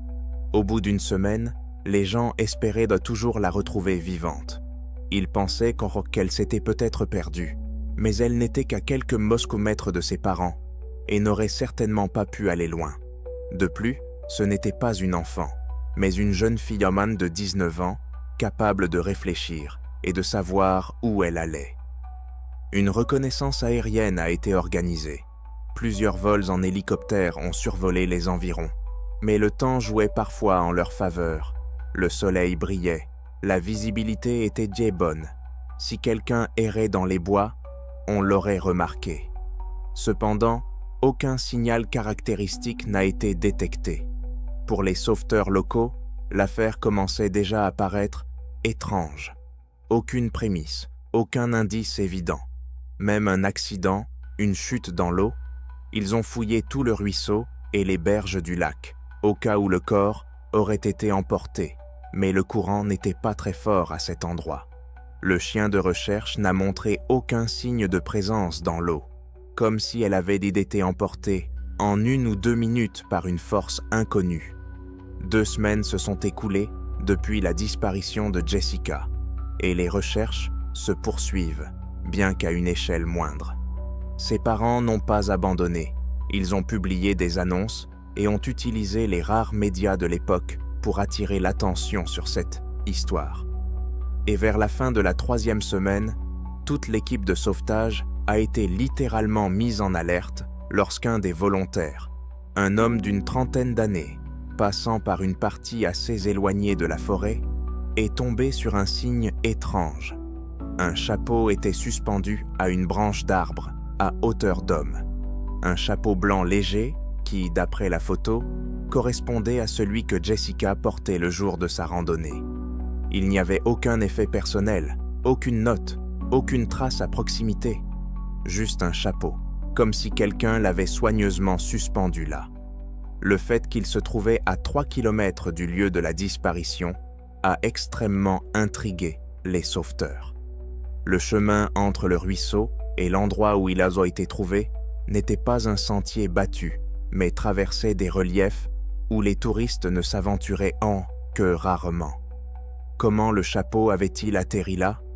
Pourquoi Jessica l'aurait-elle suspendu si soigneusement à une branche sans laisser d'autres traces? Les chiens ont de nouveau fouillé la zone autour de la découverte. Après avoir brièvement humé l'odeur familière du chapeau, ils se sont mis à courir nerveusement dans la forêt, sans donner de direction précise. Les sauveteurs se creusaient la tête, espérant que c'était peut-être un signal de détresse ou que la jeune fille avait réussi à parcourir ces 3 kilomètres. Mais ensuite, que s'était-il passé? La police a envisagé différentes théories, allant d'un accident à une sorte de crise psychique de Jessica, bien qu'il n'y ait eu aucun signe de problème chez elle. Son père se souvenait qu'elle était joyeuse et pleine de projets d'avenir, qu'elle avait une relation étroite avec ses parents, et ne montrait aucun signe de dépression. Les recherches se sont poursuivies pendant 1 semaine, mais elles ont finalement échoué, faute de résultats. Le corps ou la jeune fille vivante n'ont pas été retrouvés. À la fin du mois, désespérés, l'administration du parc et la police ont annoncé la suspension des recherches actives. Les parents se sont accrochés à n'importe quelle piste. Ils ont engagé un détective privé, ont placé des annonces dans les zones frontalières, comme si Jessica avait pu être emmenée par quelqu'un, mais rien n'y fit. Depuis lors, l'histoire de Jessica Reynolds revient souvent dans les discussions sur les disparitions mystérieuses. Elle a disparu depuis plusieurs décennies et son corps n'a toujours pas été retrouvé.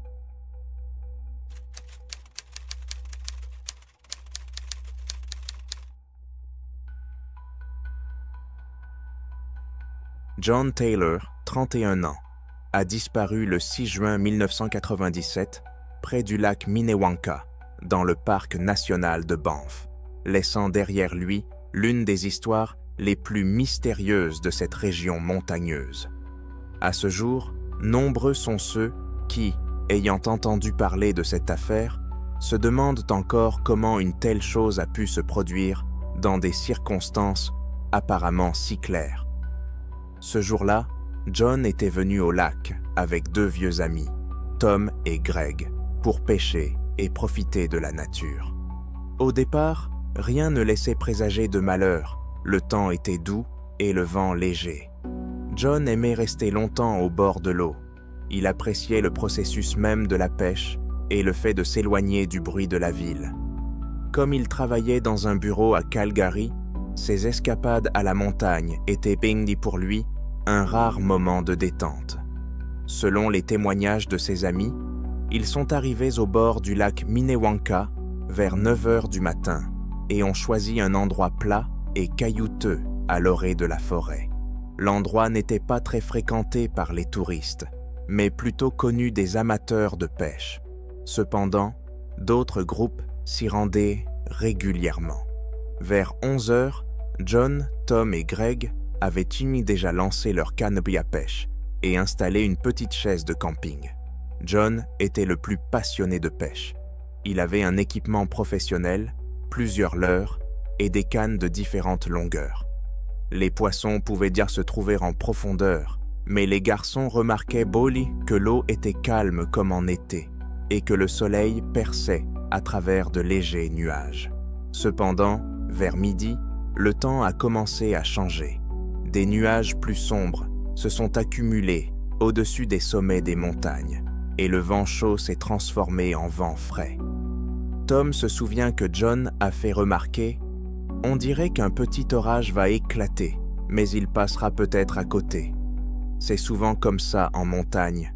Un soleil radieux peut soudainement laisser place à un orage violent qui disparaît au bout d'une demi-heure, laissant un ciel dégagé. Habitués à ces caprices du climat, les amis n'y prêtèrent pas attention. Vers 12h30, les premières rafales de vent ont commencé. Tom et Greg se sont regardés. « On range les cannes à pêche ?» Mais John a dit qu'il voulait aller un peu plus loin, le long de la rive. Là-bas, d'après ce qu'on disait, l'eau était plus profonde, ce qui augmentait les chances d'attraper une grosse truite. Les amis ont fait signe de la main.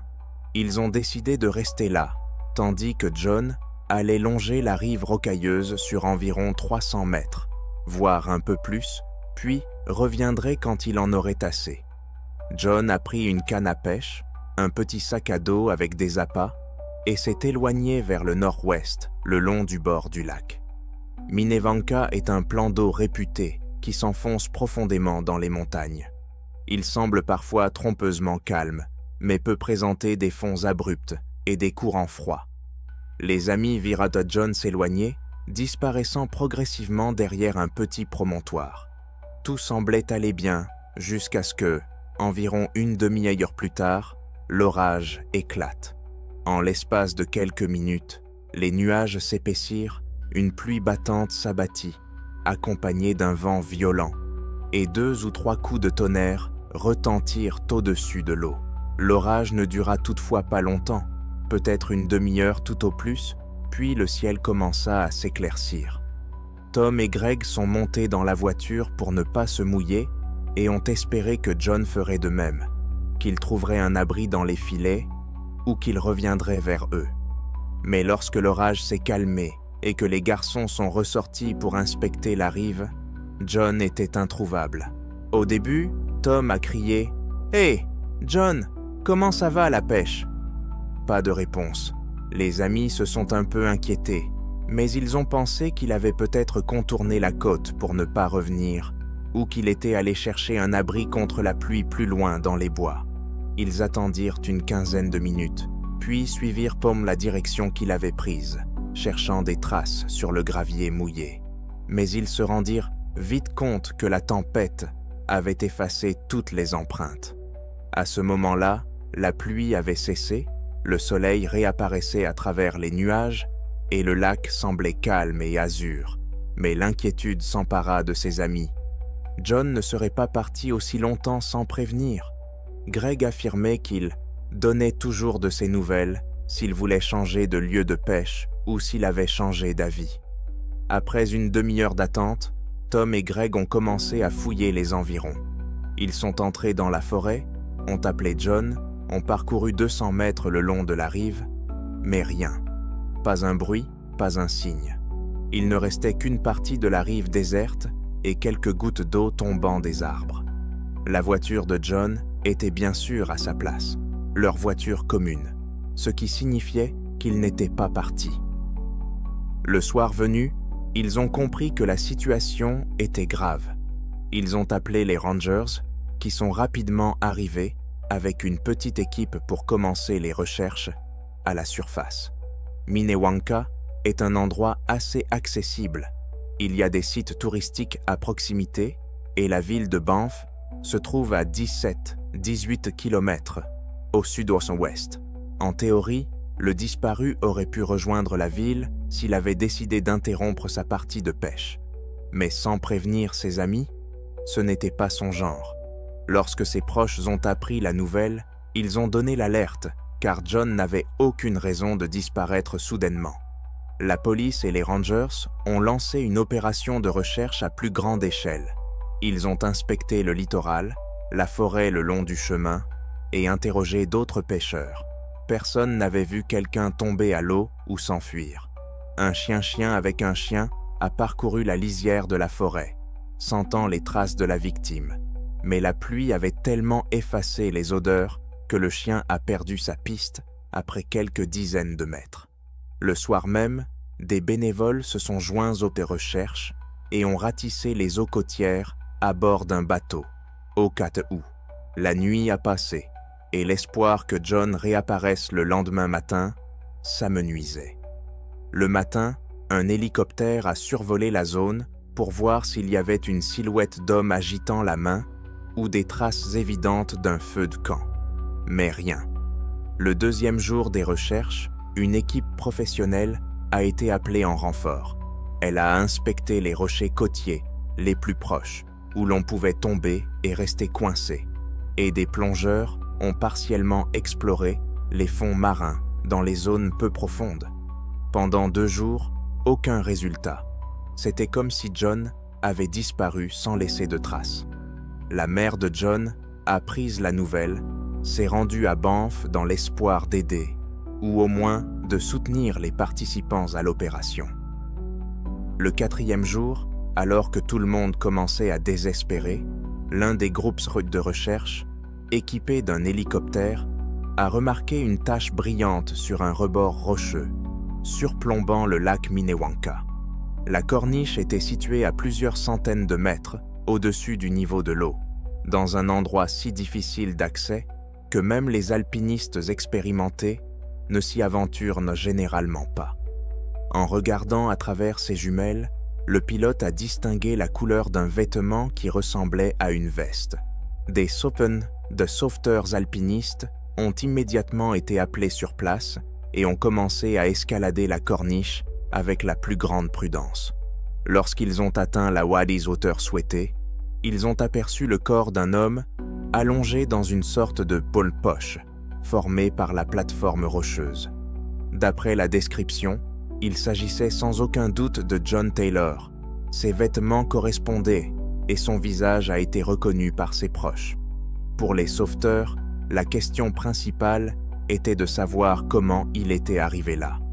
En effet, l'ascension effectuée par des alpinistes professionnels avait nécessité des cordes, des mousquetons et des fixations spéciales.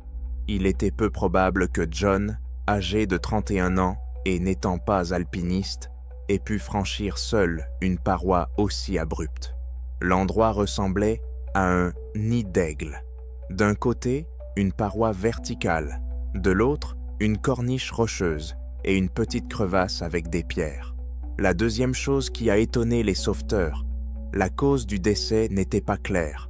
Le corps ne présentait apparemment aucun signe évident de choc violent contre les rochers, même si l'on comprend que toutes les traces ne soient pas visibles après plusieurs jours d'exposition au soleil et au vent. Mais les fractures importantes, caractéristiques d'une chute d'une grande hauteur, sont généralement évidentes. L'examen médico-légal n'a ensuite révélé aucune lésion osseuse distincte. Bien sûr, il pouvait y avoir une hémorragie interne ou un arrêt cardiaque, mais sans autopsie, difficile à dire, d'autant plus que le corps avait déjà commencé à se décomposer au soleil. Néanmoins, la police a déclaré que aucun élément suspect n'avait été trouvé et n'a officiellement constaté aucune trace d'agression, d'où la formulation suivante: la cause du décès n'a pas été établie, mais il n'y a pas de motif criminel. La famille a déclaré qu'il avait peut-être glissé en essayant de grimper quelque part. Mais cela a soulevé de nombreuses mises de questions.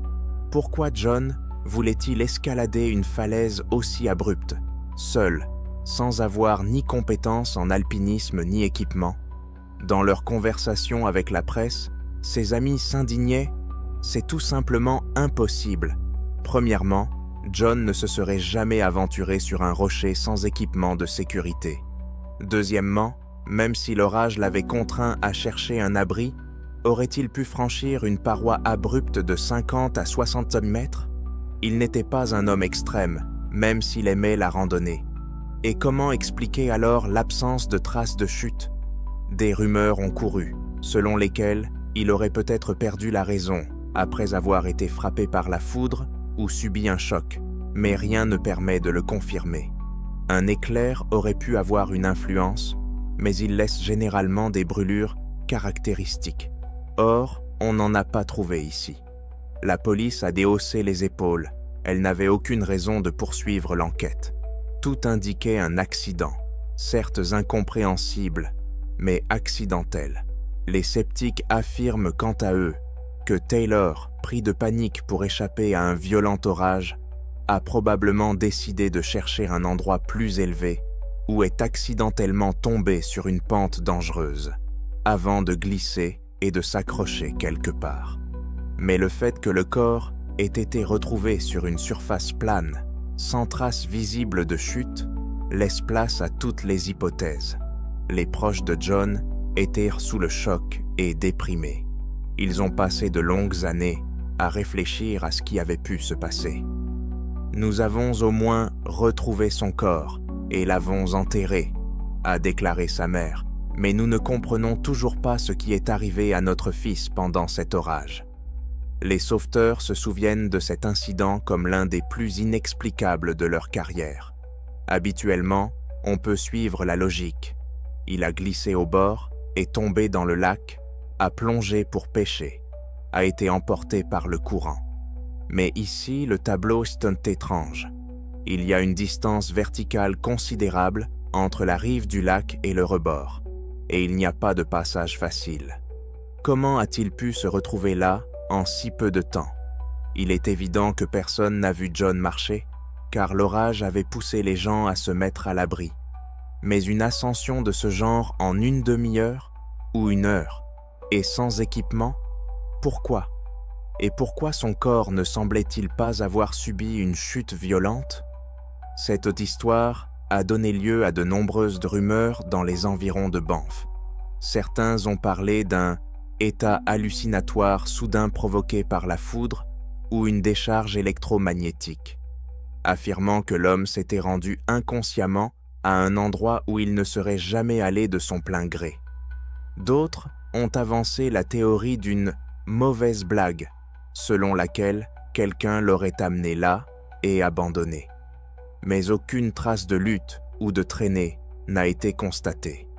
La police a classé l'affaire, indiquant dans son rapport que la mort n'avait pas de caractère criminel et que la cause était inconnue.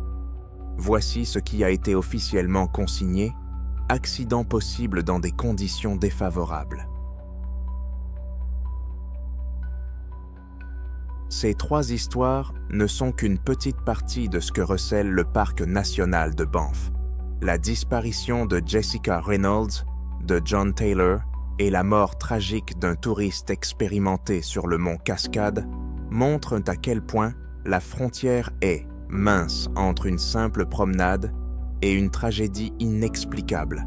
Malgré tous les efforts des équipes de recherche et de sauvetage, la police et les experts n'ont pas pu trouver de réponse claire aux questions principales. Qu'est-il arrivé exactement à ces personnes et pourquoi cela leur est-il arrivé? Croyez-vous que ces incidents n'étaient que de simples accidents? Ou pensez-vous qu'il y a quelque chose de plus derrière tout cela? Donnez votre avis dans les commentaires. Aimez la vidéo si vous l'avez appréciée et abonnez-vous à la chaîne pour ne pas manquer d'autres histoires mystérieuses et enquêtes insolites. N'oubliez pas de cliquer sur la cloche pour être les premiers informés de la sortie de nouvelles vidéos. Prenez soin de vous et soyez prudents, car la nature recèle toujours des secrets qu'elle ne se précipite pas pour révéler.